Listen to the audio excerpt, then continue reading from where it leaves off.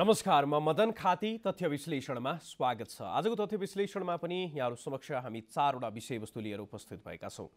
आजको पहिलो विषयवस्तु कोरोना भाइरसको संक्रमणको पछिल्लो अवस्था र त्यसको साथसाथमा जुन पछिल्लो समय दिनचर्या नयाँ रूपमा सामान्यतर्फ उन्मुख भइराखेको छ त्यसकै विश्लेषण यहाँहरू समक्ष प्रस्तुत गर्नेछौँ। त्यस्तै गरी आजको दोस्रो विषयवस्तु पछिल्लो समय नेपालले जसरी केही भारतीय सञ्चार माध्यम मुख्य गरी त दूरदर्शन बाहेकका अन्य भारतीय खबर टेलिभिजनहरूलाई प्रतिबन्ध लगाइसकेपछि भारतीय सञ्चार माध्यममा भइराखेको पछिल्लो अवस्था र त्यसको साथसाथमा यतिले मात्रै पर्याप्त छ कि छैन, यस पछिको अवस्थामा चाहिँ के गर्नुपर्छ भन्ने सन्दर्भमा केन्द्रित रहेको छ भने तेस्रो विषयवस्तु अहिले पहाडमा पहिरो र बाढीको कारणले गर्दाखेरि जुन प्रकारको समस्या आइराखेको छ, अब यही प्रक्रिया निरन्तर भइरह्यो भने तराईमा चाहिँ त्यसले निम्ति आउन सक्ने जोखिमको सन्दर्भमा पनि खास गरी विपदको जोखिम र त्यसको न्यूनीकरणलाई लिएर हामीले के गर्नुपर्छ र सीमा क्षेत्रमा जति पनि भारतले निर्माण गरिराखेका समानान्तर खास गरी नेपालको सीमाको समानान्तर हुने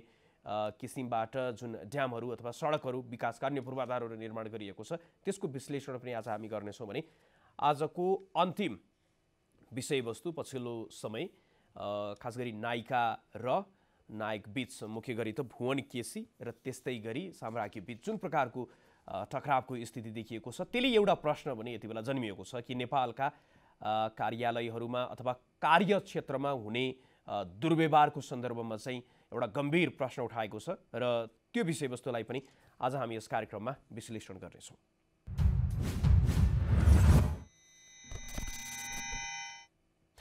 दर्शकवृन्द, अब आजको पहिलो विषयवस्तुतर्फ लागौँ। आजको पहिलो विषयवस्तु कोरोनाको संक्रमण जुन स्थिति आजको दिनमा रहेको छ अथवा कोरोना कहरको कोभिड-19 को जुन स्थिति आजको दिनमा छ, यो सङ्कटको समयमा पनि जसरी दिनचर्याहरू सामान्य बन्दै गइराखेको छ, बाहिरबाट हेर्दाखेरि स्थिति सामान्य जस्तो देखिए पनि अहिले पनि विद्यालयहरू बन्द रहेका छन्, सार्वजनिक सवारी साधनहरू चलिराखेको अवस्था छैन, तर कार्यालयहरू अहिले लगभग खुलिसकेको अवस्था छ। त्यसले गर्दाखेरि एक प्रकारले हेर्दाखेरि सामान्यतर्फ उन्मुख जस्तो हो र त्यसको साथसाथमा अर्कोतर्फ कोरोना भाइरसको संक्रमणको जोखिम पनि त्यत्तिकै रहेको छ भने यो स्थितिमा पनि केही समस्याहरू पनि देखिएका छन्, केही चुनौतीहरू पनि छन्। यसै विषयवस्तुलाई समेटेर हामीले तयार पारेको यो रिपोर्ट यहाँहरू समक्ष प्रस्तुत गर्दछौँ।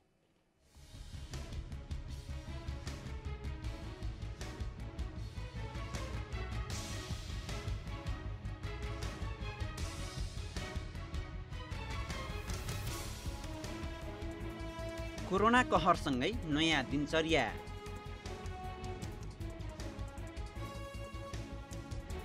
समस्या र अबको चुनौती। विश्वमा अहिलेसम्म 1,26,30,872 कोरोना भाइरस संक्रमित भएका छन् भने 5,62,888 को मृत्यु भइसकेको छ। नेपालमा पनि 16,649 कोरोना भाइरस संक्रमित छन् भने 35 जनाको मृत्यु भइसकेको छ र यो संख्या अझै बढ्दै जाने निश्चित छ। तर पनि कोरोना भाइरसको संक्रमण रोकथाम तथा नियन्त्रणको लागि गरिएको लकडाउन खुकुलो छ, जुन आजको आवश्यकता हो। यद्यपि हामीले बिर्सिन नहुने तथ्य के हो भने अहिले पनि कोरोना कहर जारी छ। सङ्कटकै बीचमा पनि मानिसले आफ्नो दिनचर्यालाई सहज बनाउने प्रयास गरिरहेका छन्। सडकमा जोर बिजोर प्रणालीका आधारमा सवारी साधन गुडिरहेका छन्।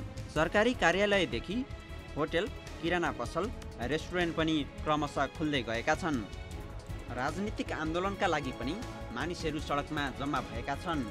झट्ट हेर्दा दिनचर्या सामान्य देखिए पनि अवस्था सामान्य छैन र होइन पनि। अहिले पनि लकडाउनको मनोवैज्ञानिक, आर्थिक र सामाजिक प्रभाव कायमै छ।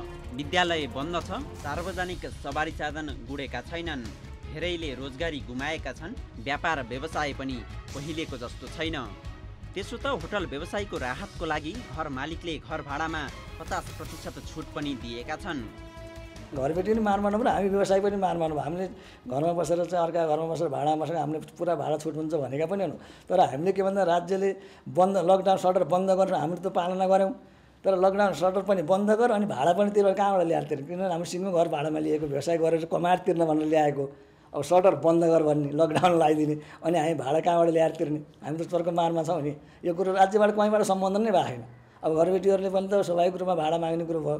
तर हामीले चाहिँ आज मात्रै चाहिँ एउटा चाहिँ मिटिङ सरसल्लाह गरेर अब चाहिँ कमसेकम समन्वयकारी भयो, के गरौँ त यस्तो परिस्थिति आइहाल्यो, अब यसको निकास के त? अब हामी राज्यसँग केही आशा गरेकै छैनौँ। राज्य हेरौँ, राज्य कहीँ पनि हाम्रा कुराहरू उठाएकै छैन, राज्यबाट हामी त्यति आशावादी पनि छैनौँ। अब घरबेटी र हाम्रो बिचको सम्बन्ध कसरी लाने र धेरै घरबेटीहरू पनि तर्सिनु भएको छ। एउटा व्यवसाय गरेर बसेको मान्छे भोलि छोडेर अर्को मान्छे पनि आउँदैन। ठिक छ, 4 महिना भाडा पाएन, कमसेकम चाहिँ अर्को महिना भाडा पाइन्छ, यतिबाट हामी यतिबाट भाडा पाउँछ भन्ने चाहिँ क्लियरली उनीहरूलाई पनि एउटा चाहिँ आश्वासन भयो भने त्यही किसिमबाट मान्नुहुन्थ्यो होला। त हामीले आज चाहिँ केही घरबेटीहरू, सबै त होइन, केही घरबेटीहरू हाम्रो चाहिँ सङ्घका चाहिँ साथीहरू सबै बसेर एउटा पनि निर्णय के गरौँ भने ठिक छ, लकडाउन पऱ्यो, सबैलाई मर्का पऱ्यो, राज्यलाई देशैव्यापी मानवलाई परेको समस्या, त्यसो भएर चाहिँ विनको सम्बन्ध के गरौँ भने मुक्सिर 1 गतेसम्मको लागि आधा भाडा 50% भाडा 50% तपाईँले कम गर्नुहोस्, 50% हामी दिन्छौँ, जम्मा 50%मा चाहिँ कुराकानी मिलाएर जाउँ भन्ने खालको एउटा सहमति गरेका छौँ आज हामीले। तर सबै व्यवसायीको हकमा यस्तो छैन। कोरोना कहर सुरु हुनुभन्दा अघि र अहिलेको अवस्थामा निकै परिवर्तन आइसकेको छ। पहिले जस्तो व्यापार व्यवसाय नहुँदा व्यवसायी चिन्तित छन्। अब सरकारले पसल खोल्नु भनेर त उ गर्यो, यो लकडाउन खुलेको नखुलेको केही पनि यो भरोसै छैन। अब पसल त खोल्न आइन्छ, बेलुका बच्चा लगाएर खाजा खुवाउने पैसा हुँदैन। अब बैङ्कले किस्ता तिर भन्छ, ऋण खाइएको छ। अब बसिन्छ अलि टाढै, अब यहाँनिर आएर जोर बिजोर प्रणाली लागू गरे सरकारको हो यो त, हामीहरूलाई त केही पनि छैन। बाहिरबाट पैसा आउँछ, सरकारको लागि आउँछ। अब केही हामीलाई केही औषधि उपचारदेखि खानापिना केही पनि हुँदैन। अब सरसाधारण बाटामा भोकभोकै मरिरहेछ। सरकारले अहिले त अब जोर बिजोर प्रणाली छ, त्यही अनुसारले सार्वजनिक यातायातहरू पनि जोर बिजोर प्रणालीले त्यही अनुसारले व्यवस्था मिलाएर गर्दैदेखि हुन्थ्यो।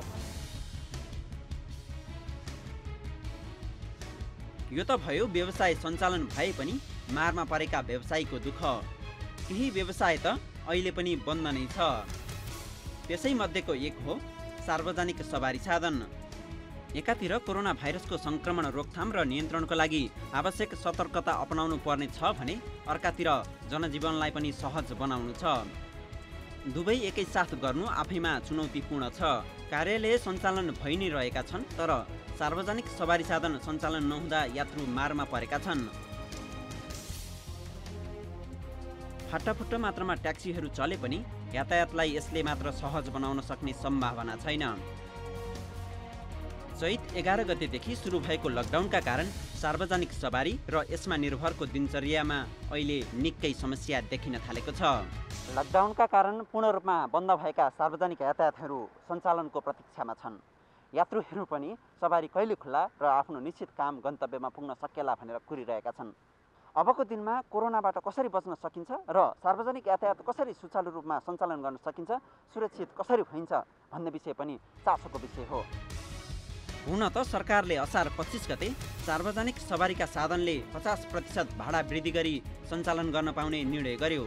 छोटो दूरी अर्थात् जिल्लाभित्र मात्र सार्वजनिक यातायात सञ्चालन गर्न दिने निर्णय सरकारले गरे पनि यातायात व्यवसायी भने त्यसको विरोधमा छन्।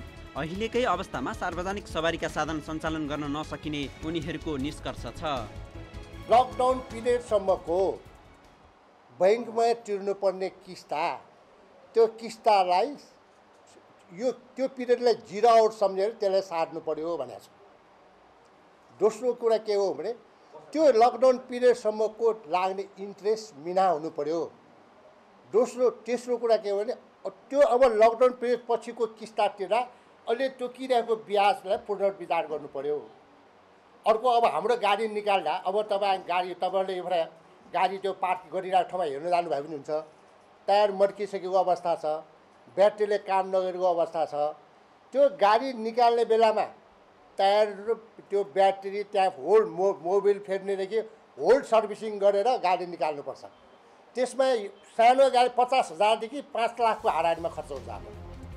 बैङ्क किस्ता स्थगन, ब्याज मिनाहा, पुनः कर्जाको व्यवस्था, स्वास्थ्य सामग्रीको व्यवस्था, मुख्य नाका र बस पार्कमा सवारी निर्मलीकरणको लागि निर्मलीकरण टनेलको व्यवस्था हुनुपर्ने उनीहरूको माग छ। अब गाडी सञ्चालन कसरी गर्ने भन्दा सबभन्दा पहिला हाम्रा चालक र सहचालक सुरक्षित हुनु पर्यो। त्यो सुरक्षित हुनलाई त्यसले चाहिने स्वास्थ्य सामग्री उपलब्ध गराउनु पर्यो। त्यसमा चाहिँ के सामान चाहिने, मास्क होला, ग्लोभ होला, सेनिटाइजर होला, के छ स्वास्थ्य सामग्री होला। अनि त्यो चालक र सहचालक हाम्रो मजदुर साथीहरू स्वतः कोरोनाको बिमा हुनु पर्यो। त्यसपछि यात्रुलाई अनिवार्य मास्क लगाएर सेनिटाइजर गरेर त्यसलाई यात्रुलाई त्यहाँ यात्रा गराउने वातावरण बनाउनु पर्यो। यातायात व्यवसायीको माग पुरै गलत नभए पनि उनीहरूले राष्ट्र नै सङ्कटमा रहेको बेला सङ्कटलाई फाइदामा बदल्न भने भरपुर प्रयास गरिरहेका छन्, जुन जायज होइन। सङ्कटको समयमा राज्यबाट जतिसक्दो फाइदा लिइहालौँ भन्ने जुन मानसिकता व्यवसायमा देखिन्छ, त्यसले यात्रुप्रति उनीहरू कति उदासीन छन् भन्ने प्रश्न हुन्छ। हामी उपभोक्ताहरू सार्वजनिक साधन युज गर्ने उपभोक्ताहरू अहिले पनि सार्वजनिक साधन यो यातायात बस्न तयार छैन हामी अझ पनि, किनभने डर छ हामीलाई। अहिले फेरि चाहिँ काठमाडौँ उपत्यकामै यो सङ्क्रमण बढ्न थालेको अवस्थाले गर्दाखेरि हामीलाई एउटा डर छ। त्यो डरको कारणले हामी यो सवारी साधनहरू प्रयोग गर्नमा हामीलाई चाहिँ अलिकति डरै भइरहेछ। त्यो अवस्थामा पनि सरकारले यातायात व्यवसायहरूको मागलाई सम्बोधन गरेर जुन किसिमले सवारी यातायात चलाउन दिएको छ, त्यो वास्तवमा एउटा यातायात व्यवसायहरूको लागि अत्यन्त राम्रो स्वागत योग्य काम हुनुपर्ने थियो। तर दुर्भाग्य यो यातायात व्यवसायहरू कस्तो खालको पर्यो भने अत्यन्तै घामड खालको पर्यो, एकदम चाम्रो। जति सुविधा दियो त्यति नै बढी सुविधा माग्ने, जति सुविधा थप्दै गयो त्यति नै सुविधा थप्नै चाहने। अर्थात् राज्य नै उनीहरूको हातमा छ, सडक जम्मै उनीहरूको हातमा छ, सडक जम्मै उसैले बनाएको जस्तो गरेर उनीहरूले जुन किसिमले सडक कब्जा गरिरहेछ त्यो वास्तवमा दुर्भाग्य हो। संसारमा कहीँ पनि हुँदैन। यातायात व्यवसायहरूको माग सम्बन्ध हुन्छ, तर यसरी दबाब दिएर सम्बन्ध गराउने काम पटक्कै सुहाउँदैन। तर कोरोना भाइरसको सङ्क्रमण रोकथाम र नियन्त्रणको लागि भन्दै व्यवसायीले जुन माग राखेका छन्, त्यसमा भने राज्यले आवश्यक सहजीकरण गर्नु आवश्यक देखिन्छ। होटल व्यवसाय होस् वा किराना पसल वा सार्वजनिक सवारी साधन सञ्चालनको बहस देश क्रमशः सामान्यतातर्फ उन्मुख छ। तर सँगै चुनौती पनि छ। सङ्क्रमण रोक्ने कोरोना भाइरस सङ्क्रमणको दर र मात्रा दुवै न्यून राख्नुपर्ने चुनौती एकातिर छ भने अर्कातिर जीवनलाई सहज बनाउनु पर्ने बाध्यता पनि। सावधानी सहित मास्क लाउने, दूरी मेन्टेन गर्ने र हामी अगाडि बढ्ने बाहेक अरू कुनै विकल्प छैन। र साथसाथै परीक्षणलाई व्यापक बनाउने, किनभने यो भाइरस हामीमा छ हेर्नुहोस्। र विश्व स्वास्थ्य सङ्गठनले के भन्छ भन्दाखेरि यो अब भाइरसबाट हामी न उम्किन सक्छौँ, न एउटा हामी लुक्न सक्छौँ, न यसलाई हामीले हराउन सक्छौँ। भनेपछि के गर्ने भने यो सँगसँगै यसलाई हामीले सहयात्रामा लाउने। त्यसले गर्दा काठमाडौँमा नि यही हो, काठमाडौँ बाहिर पनि यही हो, संसारभरि यही हो। मास्क, दूरी, भिडभाड नगर्ने, हात सफा राख्ने र परीक्षण, अनुशासन मेन्टेन गर्ने भने नेपालमा मात्र होइन संसारभरि जहाँ पनि गर्न सम्भव छ। राज्यले त्यही अनुसारले हेर्नु पऱ्यो, नियम त्यही अनुसार बनाइदिनु पऱ्यो, कार्यान्वयनमा त्यही अनुसारले अगाडि लिएर जानु पऱ्यो। हो, अब कोरोना भाइरससँग डराएर भन्दा पनि आवश्यक सतर्कतासँगै दिनचर्या अघि बढाउनु पर्छ। सामाजिक दूरी कायम राख्दै सुरक्षित हुनु नै आजको आवश्यकता हो। यसमा नागरिक र राष्ट्र दुवैले आफ्नो जिम्मेवारी पुरा गर्नु आवश्यक छ। अनि मात्र हामी कोरोना विरुद्धको लडाईँ जित्न सक्छौँ।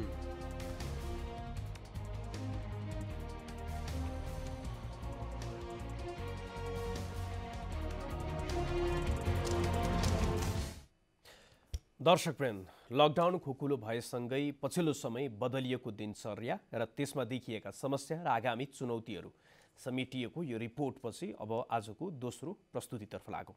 आजको दोस्रो विषयवस्तु खास गरी भारतीय मिडियामा आइराखेका नेपाल विरोधी खबरहरू र त्यही विषयलाई नै केन्द्रमा राखेर जसरी पछिल्लो समय नेपालमा केही भारतीय सञ्चार माध्यम मुख्य गरी त दूरदर्शन बाहेक अन्य खबर च्यानलहरू चाहिँ प्रतिबन्ध जस्तै लगाइएको छ कि यति मात्र आजको दिनमा पर्याप्त हो त? किनकि ती सञ्चार माध्यमले जे विषयवस्तुहरू प्रसारण गरिराखेका थिए ती आजको दिनमा पनि युट्युब र अनलाइन मार्फत नेपालमा आइ नै राखेका छन् भने अर्कोतर्फ जसरी उनीहरूले भारतमै पनि त्यहाँका नागरिकलाई नेपालको विषयमा र नेपालको आन्तरिक राजनीतिको विषयमा जसरी गलत तरिकाले खबरहरू प्रस्तुत गरिराखेका छन् त्यसलाई चिर्नको लागि चाहिँ अब हाम्रा आगामी कदमहरू चाहिँ के हुनुपर्छ, जसले गर्दाखेरि जुन हाम्रो भूमि छ लिम्बू लेक, लिम्फियाधुरा र कालापानी, त्यसलाई चाहिँ हामीले बहसको केन्द्रमा ल्याउनको लागि के गर्नुपर्छ, यसै विषयवस्तुलाई समेटेर हामीले तयार पारेको यो दोस्रो रिपोर्ट अबको क्रममा।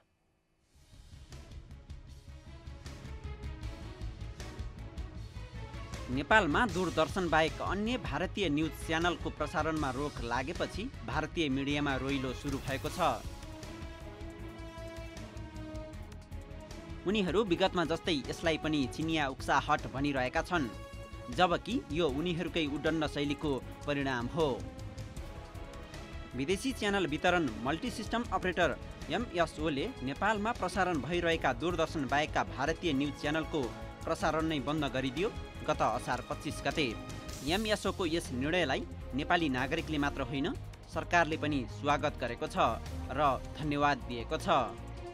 नेपाल र नेपाली नागरिकको अपमान गरेको, प्रधानमन्त्री र नेपालको लागि चिनिया राजदूत हो व्यान्ची बारे काल्पनिक र आपत्तिजनक खबर प्रसारण गरेको र नेपालको आन्तरिक राजनीतिको विषयमा पनि अनर्गल प्रचार गरेकै कारण भारतीय न्युज च्यानललाई प्रतिबन्ध लगाइएको हो।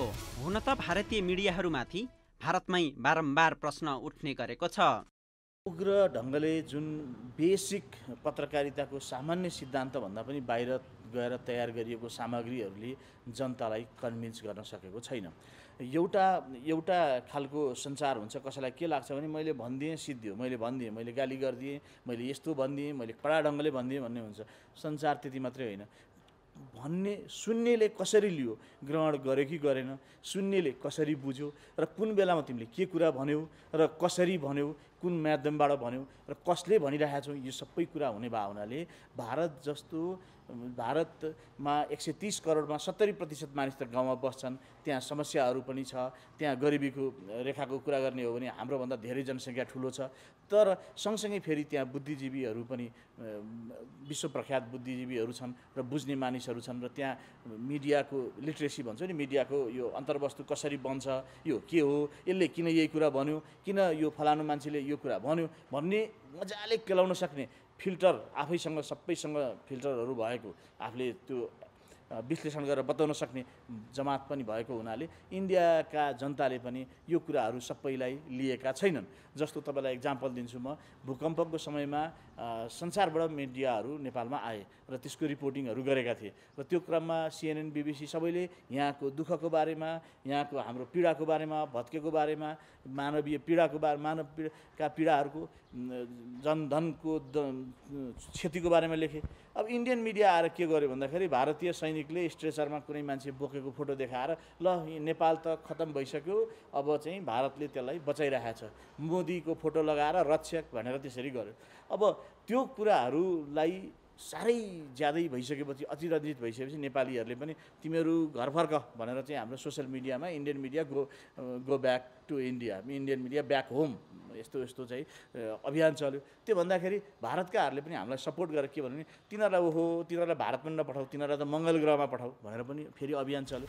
प्रतिबन्धले भारत र भारतीय अराजक टिभी प्रस्तुतालाई समेत स्पष्ट सङ्केत दिएको छ कि नेपाल आफ्नो अपमान सहँदैन। हुन त प्रतिबन्धपछि पनि भारतीय टेलिभिजनका सामग्री नेपालमा नआउने भन्ने होइन, किनकि युट्युब र अनलाइन मार्फत नेपालमा आइ नै हाल्छ। तर भारतीय मिडियालाई सच्चिनको लागि भने प्रतिबन्धले पक्कै पनि प्रोत्साहित गर्नेछ। यो जुन टेलिभिजनहरू छ त्यो सङ्कटग्रस्त, आफ्नै देशमा पनि सङ्कटग्रस्त छ, यहाँ पनि जथाभावी बोलिरहेको छ। यसैको एउटा तपाईँले उदाहरण के भन्न सक्नुहुन्छ भने हिजो GTVले माफी मागेर चाहिँ यहाँ हाम्रो सर्कुलेट पनि भएको छ, त्यो GTVले माफी मागेको। यो कुरालाई अझ हामीहरूले सशक्त भएर आजको नेपाल, मुखै नभएको नेपाल, बोल्न नसक्ने नेपाल, अनि भारतले जे भन्यो त्यो भएर चुप लाएर सुन्ने नेपाल होइन।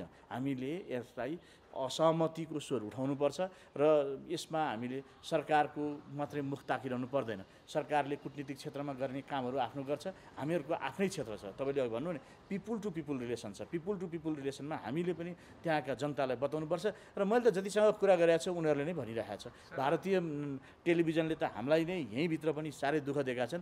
त्यसमा पनि भारतीय प्रबुद्ध वर्गहरूले लेखेका अल्टरनेटिभ मिडियाका आर्टिकलहरू यस्तो हेर्नुभयो भने पनि प्रष्ट देखिन्छ। त्यहाँ भारतको सत्ताधारी वर्गले त्यसलाई परिचालित गरेर त्यसलाई पहिले नै नाटकीय ढङ्गले सबै कुरो मिलाएर अनि मिडियामा बोलाएर अनि वार्ताको नाउँमा, के को नाउँमा, टक सोको नाउँमा कुराहरू राखेर एकदम त्यसलाई एकदमै कुत्सित मनसायले टेलिभिजनको सञ्चालन भइरहेछ कतिपय, र कतिपय राम्रा पत्रकारहरू समेत त्यसबाट बेइज्जती महसुस गरिरहेछन्।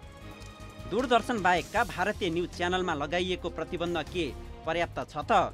जवाफ सहज छ, छैन।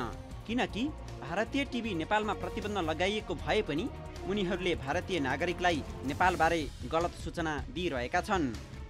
नेपालको आन्तरिक राजनीति र नयाँ राजनीतिक तथा प्रशासनिक नक्साको विषयमा पनि उनीहरू आफ्नै नागरिकलाई भ्रममा राखिरहेका छन्। नेपालले आफ्नो नयाँ राजनीतिक तथा प्रशासनिक नक्सा सार्वजनिक गरेपछि बहसको विषय नक्सा हुनुपर्ने हो, तर उनीहरू नेपालको नयाँ नक्सालाई पुरै छायामा पार्दै नेपालले चीनको उक्साहटमा नयाँ नक्सा सार्वजनिक गरेको प्रचार गरिरहेका छन्, जुन पुरा झुटो हो। तर पनि उनीहरू यही भाष्य निर्माणमा लागिरहेका छन् जुन नेपालको हितमा छैन।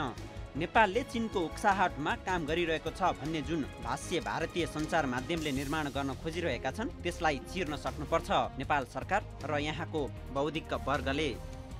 भारतीय मिडियाले पनि यो सोच्नुपर्छ, यो गलत भएको छ भन्ने कुरा स्वीकार गर्नुपर्छ, स्वीकार गर्न थालेका पनि छन्।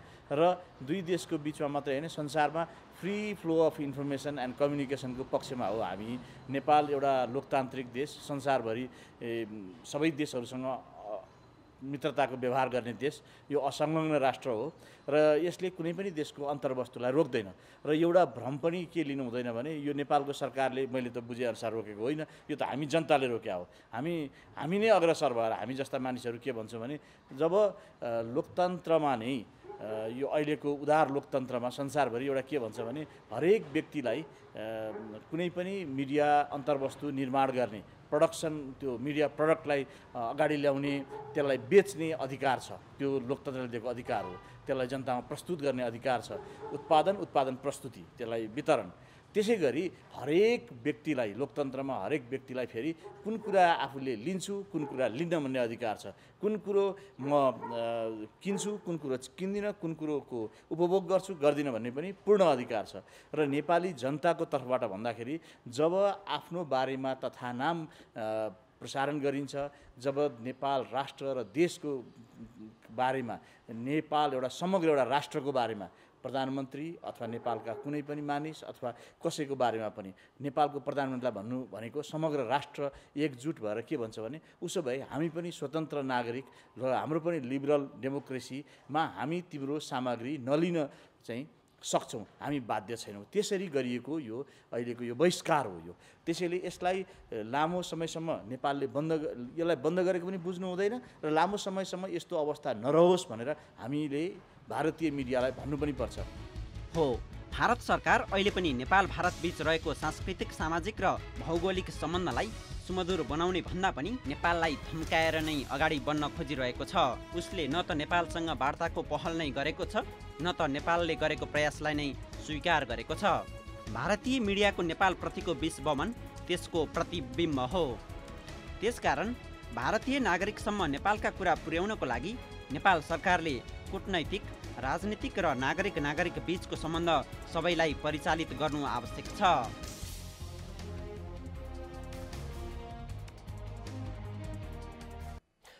दर्शकवृन्द, भारतीय मिडियाले नेपालको सन्दर्भमा विश्वमन गर्न थालेको, खास गरी नेपालले आफ्नो प्रशासनिक र राजनैतिक नक्सा जुन सार्वजनिक गर्यो, जसमा चाहिँ लिम्पियाधुराले पुलेक र कालापानीलाई नेपाली भूमिको रूपमा राखिएको छ, त्यसपछि नै उनीहरू नेपाललाई चीनको पोल्टामा परेको, नेपाल चाहिँ भारतीय प्रभुत्वबाट बाहिर गइराखेको भन्ने कोणबाट चाहिँ नेपाललाई अपमानित गर्ने, नेपालीहरूलाई अपमानित गर्ने गरिराखेका छन्। त्यसकारणले गर्दाखेरि आजको दिनमा पनि भारतीय सञ्चार माध्यममा विषयलाई जसरी बङ्गाई टिङ्गाई जसरी प्रस्तुत भइराखेको छ, आजको दिनमा त्यहाँको भाष्य नेपालबाट पनि हाम्रो कूटनीतिक निकायले पनि, यहाँका बौद्धिक वर्गले पनि लगातार नेपालको नक्साको सन्दर्भमा त्यसका ऐतिहासिक तथ्यहरू जुन छन् त्यसलाई चाहिँ विषयवस्तु यदि हामीले बनाउन सकियो भने मात्र नेपाल र भारत बीचको सम्बन्धलाई थप सुमधुर बनाउँदै र नेपालको पक्षमा चाहिँ ढाल्न सकिन्छ। त्यतातर्फ चाहिँ बहसलाई र भाष्यलाई केन्द्रित गराउनु आजको आवश्यकताको रूपमा देखिएको छ। अब आजको तेस्रो विषयवस्तुतर्फ लागौँ। आजको तेस्रो विषयवस्तु पनि भारतसँग नै जोडिएको छ, तर यो पछिल्लो समय नेपालमा जुन नेपालको पहाडी क्षेत्रमा पहिरो र बाढीले जुन वितण्ड मचाइराखेको छ, त्यसले गर्दाखेरि जनजीवन निकै आक्रान्त पनि बनिराखेको छ। यसले निकै ठुलो जनधनको क्षति पनि भइराखेको छ। तर यससँगै अब फेरि तराई डुबानमा पर्ने सम्भावना पनि त्यतिकै देखिएको छ। त्यो जोखिमलाई आकलन गर्नु र त्यो जोखिमलाई न्यूनीकरण गर्नु पनि आजको आवश्यकता रहेको छ भने त्यसैसँग जोडिएर खास गरी भारतले जुन सीमा क्षेत्रमा निर्माण गरेका जति पनि भौतिक पूर्वाधारहरू छन्, सीमाको समानान्तर हुने तरिकाले जुन उच्च सडकहरू निर्माण गरिया छ, त्यसले ड्यामको काम गर्ने र नेपाली भूमिलाई डुबानमा पार्नको लागि मद्दत गर्ने भन्ने कुरा पनि आइराखेको छ र यिनै विषयवस्तुलाई समेटेर हामीले तयार पारेको यो तेस्रो रिपोर्ट अबको क्रममा।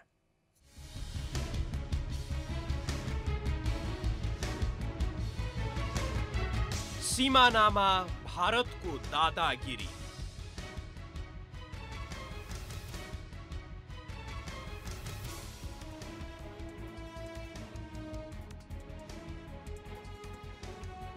भारतीय पूर्वाधारको कारण डुबानमा पर्दै नेपाली भूमि।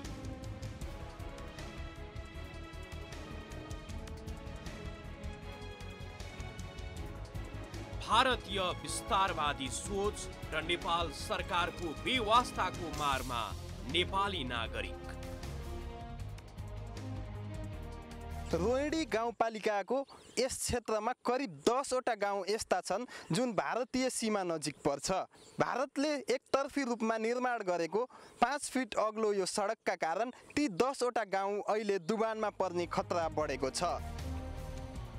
हो, भारतको दादागिरी र हैकम लिम्पियाधुरा, लिपुलेक र कालापानीमा मात्र होइन, नेपाल भारत सीमाको पाइला पाइलामा महसुस भइरहन्छ।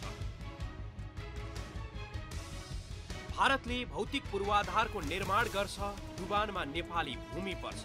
कस्तो विडम्बना! नेपाली भूमि प्रभावित हुने गरी निर्माण गरिने भौतिक पूर्वाधारमा न त नेपालसँग सल्लाह गर्छ भारत, न त समन्वय नै। त्यसकै उदाहरण हो रूपन्देही जिल्लाको रोहिणी गाउँपालिका पारी 10 गजा नजिकै निर्माणाधीन सडक।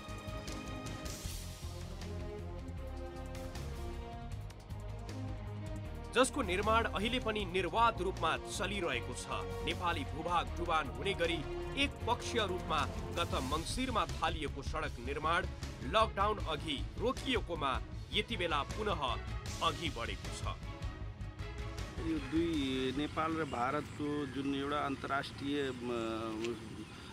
नियमअनुसार यो चाहिँ यसरी चाहिँ बोर्डरको सीमाको चाहिँ 50 मिटरको नजिकमा जुन यो बाँध बनाउने काम चाहिँ इन्डियाले गरेको छ, सिधै यो एपाह प्रवृत्ति हो। अब यो छिमेकीलाई अब अर्काको भूगोललाई, अर्काको चाहिँ जग्गालाई डुब्ने गरी चाहिँ यसरी चाहिँ बाँध चाहिँ बनाइराख्नु चाहिँ राम्रो कुरा होइन। यो अन्तर्राष्ट्रिय नियमअनुसार बिल्कुल यो एकदम नराम्रो छ। यो सम्बन्ध बिगार्ने कुरा, सम्बन्ध बनाउनुभन्दा यो बिगार्ने एक खालको चाहिँ यो प्रभुत्ववाद चाहिँ देखाउने कुरा। त्यसकारण चाहिँ अब यो यसरी अर्काको भूगोल डुबाइराख्ने, अर्कालाई दुःख दिने काम जुन हुन्छ, यो पीडा दिने काम चाहिँ नराम्रो कुरा। यसलाई यथाशीघ्र तुरन्तै यो चाहिँ 7 फिटसम्म चाहिँ माथि अग्लो बनाएर मान्छे विस्थापित गर्ने यो राम्रो कुरा त होइन। छिमेकीलाई दुःख दिने कुरा राम्रो हो। त्यसकारण चाहिँ यो एकदम रोकिनुपर्छ। यो वार्ताबाट कसरी चाहिँ यसलाई समाधान गर्ने हो यथाशीघ्र चाहिँ नेपाल सरकारले चाहिँ ध्यान पुर्याउनु जरुरी छ। यहाँका जनता चाहिँ एकदम यसबाट चाहिँ पीडित छन्, दुखी छन्। यो तुरन्तै चाहिँ अब पार्लियामेन्टमा अब यहाँका माननीय हाम्रो नेकपाका नेता, स्थायी कमिटीका नेता छविलाल विश्वकर्मा हुनुहुन्छ। उहाँलाई पनि हामीले पटक पटक जानकारी गराएका छौँ। यो रूपन्देही क्षेत्र नम्बर 1 का विधायक डाक्टर कृष्ण न्युपाने हुनुहुन्छ। उहाँसित पनि हामीले पटक पटक चाहिँ यो कुरा माथि जाहेर गर्नु पर्यो भनेर भनिरहेका छौँ। कुरा उठिरहेको पनि छ, कार्यान्वयन हुन सकेको छैन। यदि यस्तै रह्यो भने हाम्रो दुई देशकै चाहिँ सम्बन्ध बिग्रिने सम्भावना हुन्छ र हामी यसबाट चाहिँ धेरै नै पीडित छौँ। यसको निकास तुरन्तै नेपाल सरकारले निकाल्नुपर्छ। रूपन्देहीको धकधही क्षेत्रसँग जोडिएको 10 गजा पारी पनि भारतले एकपक्षीय रूपमा सडक निर्माण गर्दैछ। रोहिणी गाउँपालिका 5, इमिली हवा र वडा 6 को बुची गाउँसँग जोडिएको 10 गजा पारी भारत सरकारले फराकिलो सडक निर्माण गरिरहेको हो। भारतीय भूमिमा निर्माण गरिएका पूर्वाधारको कारण पानीको बहाव थुनिएर गाउँ नै डुबानमा पर्ने चिन्तामा नेपालीहरू रहेका छन्। यो भारत सरकारले जुन रोड बनाइरहेको छ, यसबाट बर्डर एरियाको जति पनि जनता छन् सबै डुबानमा पर्ने छन्। यसको लागि नेपाल सरकारले सिफारिस गरी अर्थात् पहल गरी यहाँ कलवट राख्ने बाटा त हुँदैन, राम्रो पुल बनाउनु पर्छ, पुलबाट नै पानी जान्छ। यो पुल नभए हाम्रो जनताको खेत डुबानी पर्छ र त्यसपछि तिनीहरूको हानिकारक हुन्छ। त्यसकारणले हाम्रो बर्डर एरियाका जनताहरूलाई धेरै नै मार्का पर्नेछ। यो भारतीय विस्तारवादी नीतिले गर्दा देशमा धेरै नै दुःख भइरहेको छ। यो विस्तारवादी नीतिको भण्डाफोर गर्ने हामी नेपाली जनता नै हौँ। यो नेपाली जनताले हमेसा गरिरहेको छ भारतीय विस्तारवादीको भण्डाफोर। सीमा नजिक निर्माण गरिएको सडकको कारण नेपाली भूमि डुबानमा पर्ने भए पनि भारतीय पक्षबाट नेपालसँग समन्वय र छलफल बिना नै निर्माण भइरहेको हो। स्थानीय भनिरहेका छन् सीमा क्षेत्रमा वन्य संरचनाले कहाँ डुबान हुन्छ, त्यहाँबाट पानीलाई कसरी निकास दिन सकिन्छ भन्ने विषयमा बेलैमा छलफल हुन जरुरी छ। यो जुन बाटो बन्दैछ इन्डिया सरकारले बनाउँदैछ, यो यसमा राम्रोसित पानीको निकास भएन भने हाम्रो खेती जुन छ त्यो डुबानमा पर्छ। यहाँ हाम्रो सबै फसल उपज हुने खेती हो। अब यसमा हाम्रो नेपाल सरकारले ध्यान दिनु पर्यो, नदिए हामीहरू डुबानमा पर्छौँ। फेरि अब कृषिको मात्र यहाँ साधन छ, सबै मान्छे यहाँको कृषि गर्ने मात्रै हुन्। अब बर्सातमा पानी आउँदा धेरै पानी भयो भने अब यसको हाइट तपाईँको 5 फुट जति छ। 5 फुटको पानी आयो भने सबै फसल बर्बाद हुन्छ। अब यस्तो अवस्थामा अब पानीको निकास हाम्रो नेपाल सरकारबाट पहल गरेर पानीको निकास राम्रो गर्नु पर्यो।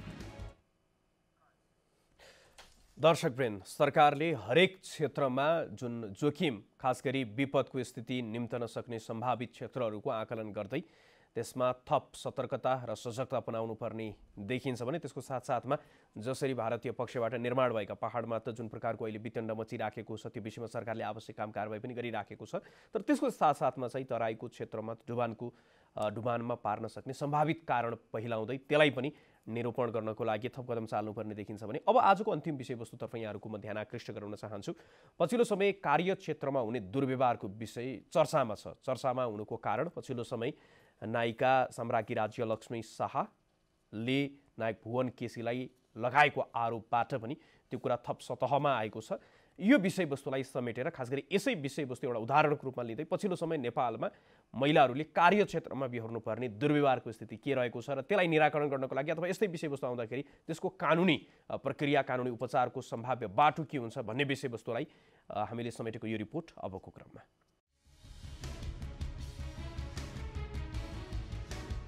मिटु अर्थात् यौन दुर्व्यवहार विरुद्धको आवाज पछिल्लो समय नेपालमा पनि चासो, चर्चा र बहसको विषय बनिरहेको छ। कारण नायिका सम्राज्ञी राज्यलक्ष्मी शाह गत असार 12 गते आफूमाथि कार्यक्षेत्रमा नै भएको दुर्व्यवहारबारे उनले बोलेपछि अहिले चलचित्र क्षेत्रमा मात्र होइन नेपालभर नै कार्यक्षेत्रमा हुने दुर्व्यवहारको विषय बहसमा आएको छ। I worked with them, that's why I got a good opportunity, but then there are things that I saw, things they did to me, and I was not happy with it. So I chose to not work with them again. They did offer me movies, but then I chose to not to work with them again, and that's when they started to spread lies about me, and they still do, Raisa. I was sick and tired. Trust me, there was a time where I was harassed, literally harassed, and the person laughed on my face, making a joke out of it in front of many men's and working people. नायिका शाहले नाम तोकेर कसैलाई आरोप नलगाएको भए पनि त्यसले नेपाली समाजमा राम्रै तरङ्ग ल्यायो। त्यसैको जवाफमा सदाबहार नायक भुवन केसीले सामाजिक सञ्जाल फेसबुकमा एक स्ट्याटस लेखे। खान नपाएको भन्दै सामाजिक सञ्जालमा रोइ कराई गर्ने हिरोइन अहिले कुन फिल्मको नाम बेचेर खाइरहेकी छिन्? जुन थालमा खाने त्यही थालमा दुलो पार्ने?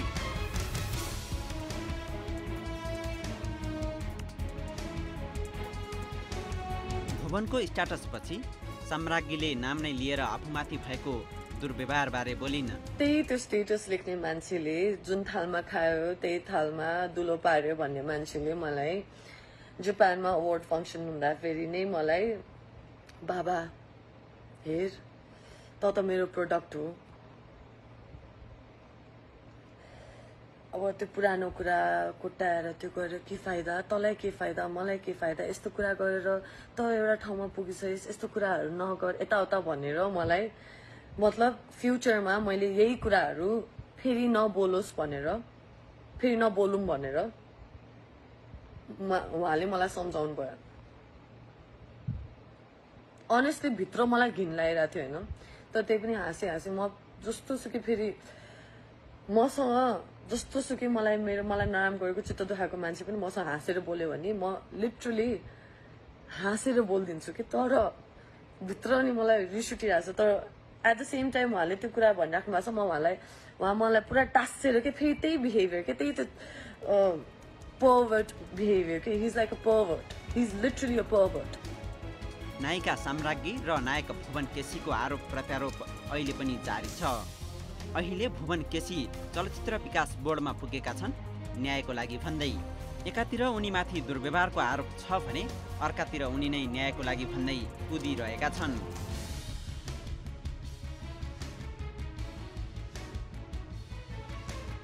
हुन त अहिले आरोप प्रत्यारोपमा संलग्न स्थापित कलाकार भएका कारण पनि मिडियामा यस विषयले राम्रै स्थान पायो। तर प्रश्न चलचित्र जगत र नायक नायिकाको मात्र होइन, प्रश्न कार्यक्षेत्रमा हुने महिला दुर्व्यवहारको हो। राष्ट्रपति महिला भएको देशमा महिला के आफ्नै कार्यक्षेत्रमा सुरक्षित छन् त? यस घटनाले गम्भीर प्रश्न उठाएको छ। यो जुन सोसल भाइलेसन 90% सानो बच्चादेखि वयस्कसम्म अथवा अलिकति अधवैंशसम्म पनि कुनै न कुनै तरिकाले भइरहेको छ। चाहे त्यो स्कुलमा होस्, चाहे वर्किङ प्लेसमा होस्, चाहे त्यो सोसल जगत, चाहे त्यो पोलिटिक्समा होस्, एभ्रिवेयर, चाहे चाहिँ यो हाम्रो चाहिँ अब शिक्षा जगतमा होस्, सबैतिर छ। अब यसलाई चाहिँ नि न्याय त किनभने प्रमाण खोज्छ कानुनले कुनै पनि कुराको। अब 5 वर्षपछि, 2 महिनापछि अथवा 10 वर्षपछिको कुराहरूलाई हामीले बाहिर ल्यायौँ भने कानुनमा के छ त? यो कानुन त चुप छ। कानुनले यसलाई चाहिँ नि कुनै किसिमको यस्तो हरासमेन्ट भएको खण्डमा यसलाई चाहिँ यो हामीलाई चाहिँ नि कार्यान्वयन गर्नुको लागि यति सजायहरू छ भन्ने कुरा पनि तोकिएको छैन। यसले गर्दाखेरि के छ भने एक्सपोज हुने मात्रै हो कि जस्तो पनि लाग्छ। कार्यक्षेत्रमा हुने दुर्व्यवहारबारे हाम्रो समाज र राज्य कति पनि संवेदनशील देखिँदैन। कार्यक्षेत्रमा भएको दुर्व्यवहारबारे यसरी घटना बाहिर आएको न त यो पहिलो पटक हो न त अन्तिम नै। त्यसो भए पहिलेका यस्तै घटना के भयो अनि अब के होला? यसरी लगाइने आरोपको कानुनी उपचार सम्भव छ वा छैन? त्यो आरोप मात्रै थियो कि तथ्य थियो भन्ने कुरो चाहिँ त्यो विषयमा उहाँले कसैले मिटु आन्दोलन इत्यादि केही भनेर आएर सामाजिक सञ्जालमा बोल्नु मात्रै भयो भने त्यो कारबाहीको क्रममा गएन। उहाँ आफू हाइलाइटेड हुनुहुन्छ, जसले आरोप लगाउनुहुन्छ, त्यसका लागि मात्रै अहिलेसम्म यो प्रयोग भएको देखिन्छ।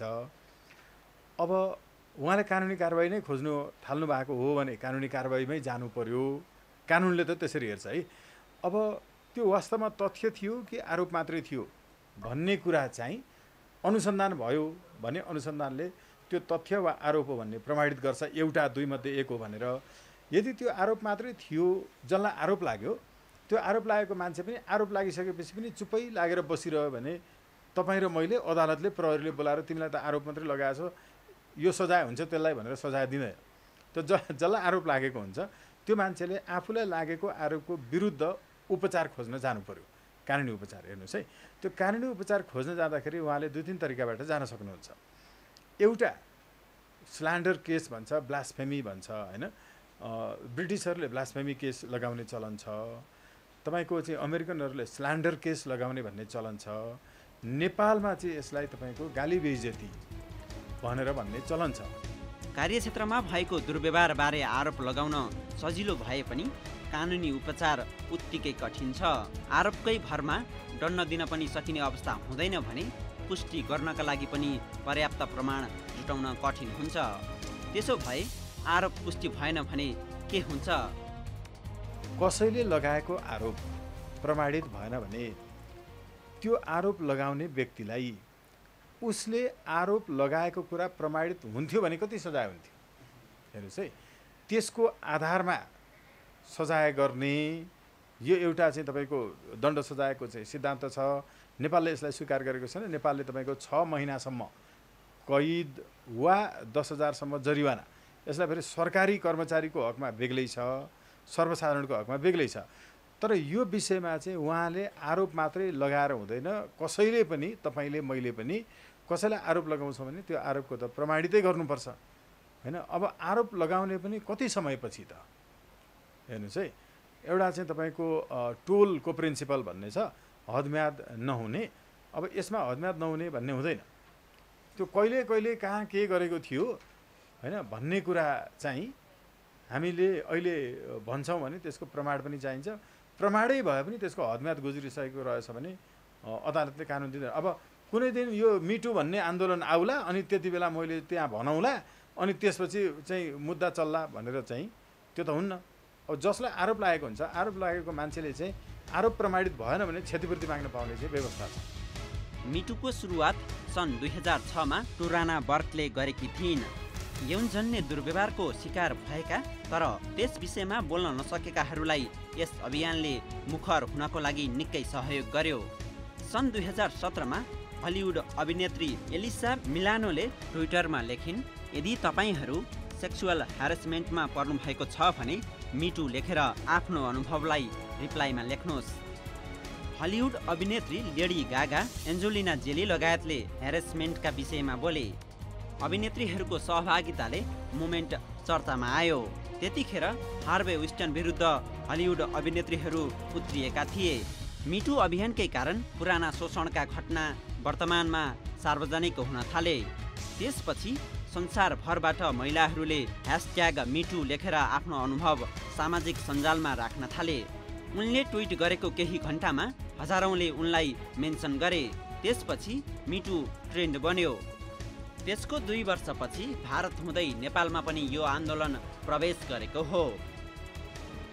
भारतमा अभिनेत्री तनुश्रीले नाना पाटेकर विरुद्ध दुर्व्यवहारको आरोप लगाएपछि भारतमा यो आन्दोलन झन चर्कियो। 10 वर्ष अघि भएको ह्यारेसमेन्ट विरुद्ध उनले प्रहरीमा उजुरी गरिन्। मिटुकै कारण आलोकनाथ, उत्सव चक्रवर्ती, रजत कपुर, विकास भेलमाथि यौन शोषणको आरोप लाग्यो। हिन्दुस्तान टाइम्सका पत्रकार प्रशान्त झा पनि मिटुकै कारण ब्युरो प्रमुखबाट हटे। नेपालमा मण्डला थिएटरका राजन खतिवडालाई पनि यस्तै आरोप लाग्यो। कानुनी उपचारको कुरा आफ्नै ठाउँमा होला, तर दुर्व्यवहार यसरी बाहिर आउँदा यसले कार्यक्षेत्रमा हुने यस्तै दुर्व्यवहारमा कमी अवश्य ल्याउनेछ।